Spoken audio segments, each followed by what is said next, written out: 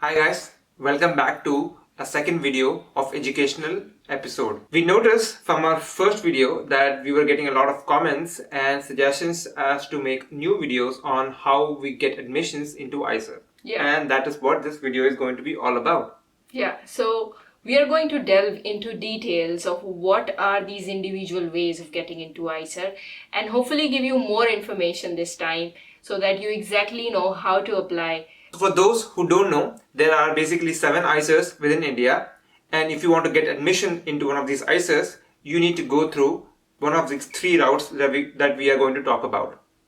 And those are basically IIT JEE, KVPY and SCB route. So in the rest of the video, we'll go into the details of each of these 3 different routes and we'll also share our own experience as ICER graduates. Yes, because we did graduate from ICER Mohali back in 2009. So hopefully you will find our experiences helpful. So without any further ado, let's dive right into the video.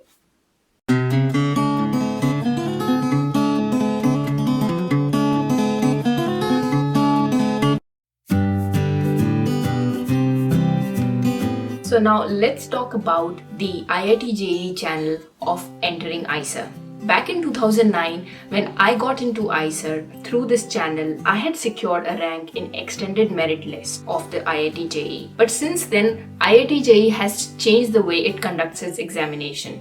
Now, you'll face a IIT JEE Mains and an IIT JEE Advanced. And to get into ICER, you need to clear the IIT JEE Mains and secure a rank of 10,000 or lower in the IIT JEE Advanced examination for a candidate in general category. For someone in the reservation category, you will need to secure that rank of 10,000 or lower in your own individual category. Once you get into ICER, you will be receiving Inspire Fellowship. Inspire stands for Innovation in Science Pursuit for Inspired Research. What a confusing acronym. It took me multiple retakes to get this one right, but finally I got it. Inspire stands for Innovation in Pursuit. Kya tha? So, yes, as I said, you will receive Inspire Fellowship, which is going to be 5,000 rupees per month and an additional 10,000 rupees per year as a contingency grant to buy books and other academic materials. Getting admission into ICER through this channel of IIT JEE examination is one of the most popular routes, as every kid these days prepares for an IIT JEE.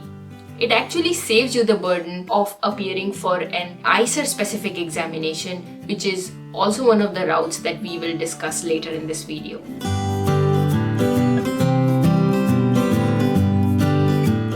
So guys, now let's talk about the KVPY method of entering into ICER, which is how I got into ICER. Now KVPY is the Kishore Vaigyanik Protsahan Yojana. It is one of the examinations conducted by Indian Institute of Science. It is funded by DST. It is applicable for students ranging from 11th standard all the way to the first year of undergrad, no matter which university you are working at. Now if you are a KVPY fellow like me, you would call yourself a nerd, would you? Nah, I'm just kidding. Look at this t-shirt, isn't it cool? Stand back. I'm going to try out science. I actually did try out science. And it did not turn out great. Regardless, let's talk about KVPY more. KVPY is given by students who are in 11th standard all the way to the first year of their undergraduate degree. Now there are 3 streams where you can enter through. So you have SA stream, which is actually given by the 11th standard students, and there is SX stream, which is given by the 12th standard students, and the SB stream, which is given by the first year undergraduate students at any university in India. So after the examination, once you know that you are going to be a KVPY fellow, you can directly get admissions into one of the ICERs or the IISc. Now the general procedure of admission is typically an aptitude test and followed by an interview. Although my story has been a little different, I gave my KVPY examination back in 2008, which is around November. And all I had to do was give 2 aptitude tests and I directly got admission into the KVPY or got selected as a KVPY fellow. However, I recently hear that there is a following interview process after your first examination. That may or may not be true. Post-COVID era, the interview has been cancelled. So all you have to do is secure a good rank during your aptitude test. It entails all the 4 subjects, which is PCMB, physics, chemistry, mathematics and biology. Now you have to make sure that you know all these 4 subjects before giving this examination because it is compulsory. However, it is not the case in SB stream or the SX stream. Here, you have the option of selecting different subjects. So in SX or SB stream, you have basically exams in 2 parts. The first part actually has 4 subjects, but you only can choose 3 out of 4. The second part actually has 4 subjects, but again, you only have to choose just 2 out of the 4. So you don't necessarily have to have a biology or a mathematics major to give SB or SX examination. However, in essay, you need to have an understanding of all the 4 subjects. Now, there is a minimum requirement before you can go ahead and give your KVPY examination. For that, in the essay and the SX stream, you need to have at least 75% of 10th grade marks if you're from the general category. And if you're not from general category, if you're from SC, ST or other streams, you need to have at least a minimum marks of 65% in your 10th grade. The other minimum requirement in all these streams is that you secure at least 60% marks in your 12th board examination. And obviously, this fellowship wouldn't count if you don't join one of the science institutions in India. It doesn't necessarily have to be IISER or IISc. It can be any institution which offers a BS or MS degree in PCMB. I do want to talk about one small thing or one small correction, which I'm not sure it applies to current students. In the SA stream, I remember back in my time there used to be a project-based examination, but I'm not sure if it holds true nowadays. Please refer to the KVPY page for more information. Now let's talk about the perks of being a KVPY fellow. Obviously, apart from getting admitted to ICES, you have other perks. One of the biggest perks that I found is that you get stipend, just like the other methods of admission, like Inspire or SCB. During the first and the third year of your undergraduation, you earn 5,000 rupees, and on top of that, every year you get a contingency grant of 20,000 rupees. But during the fourth and the fifth year, you start earning 7,000 rupees with a contingency grant every year of 28,000 rupees. But mind you, the contingency grant that you're awarded every year during your 5 years integrated MS or BS stay, you'll have to carry out summer projects at different institutions and show that as a proof to the KVPY committee. Other perks is that during your first year of undergrad, you get to attend the Vijoshi camp, which is held by the IISc. It is held at different locations in India depending on which portion of the country you are at. I remember my Vijoshi camp was near Delhi. It was held in JNU.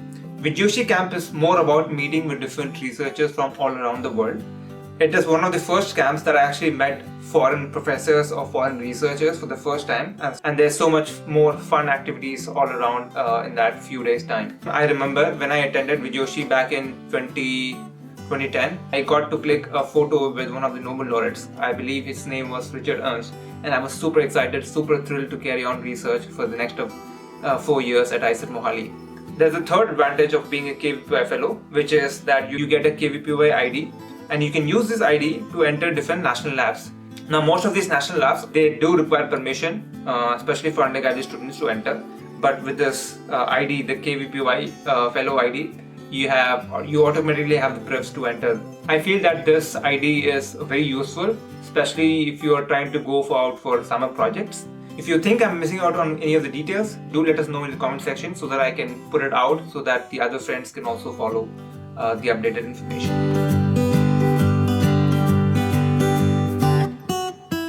Now let's talk about the third and the final way of getting admission into IISER, which is the SCB channel or the state and the central board channel, where you need to give an aptitude test, which is the IISER aptitude test or IAT. Now, from what I understand, there is a fair amount of confusion about the exact details of this test. And so in this part of the video, I'll try my best to answer some of the burning questions about this method of entering IISER. And this is the information I have gathered after checking out some resources on the internet and from the experiences of my juniors. because back in 2009 when I got into ICER, this method or this channel did not exist. Anyways, through this channel, as I said, you can appear for the ICER specific entrance examination, which is the ICER aptitude test, and to be eligible to apply for this examination, candidates should have passed 10+2 in science stream with marks above the cutoff in the respective boards, and this cutoff is set by the ICERs. Now I went online on the ICER admissions website to see if I could get hold of these cutoff numbers, but unfortunately there was no such information. But from what I gather from other resources, you need to be in the top 10 percentile of your board to be eligible to enter ICER. I believe you can find more information about this close to the BSMS admissions announcement, so be on a lookout and keep checking the ICER admissions website regularly to find more information. One of the major differences that students entering through this channel will face as compared to the other two channels, which is the KVPY and the IIT, is that your entrance examination will have questions from all 4 subjects: physics, chemistry, mathematics and biology, which might not be the case for the other two. Now there is a fair amount of confidentiality that ICER maintains about the previous year papers of the ICER aptitude test and the cutoff marks for this test. You're not likely to find that information online. However, what ICER website does provide are the 2 model papers that you can practice before appearing for this examination. And I also found lots of answers on the Quora website by previous students who have appeared for this examination.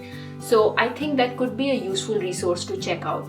But otherwise, the pattern of the examination is pretty standard. You will get multiple choice questions from all these 4 subjects, and you'll have to finish the examination in about 3 hours. And from what I understand, the difficulty level of ICER aptitude test is going to be somewhere between an IIT mains and an IIT advanced.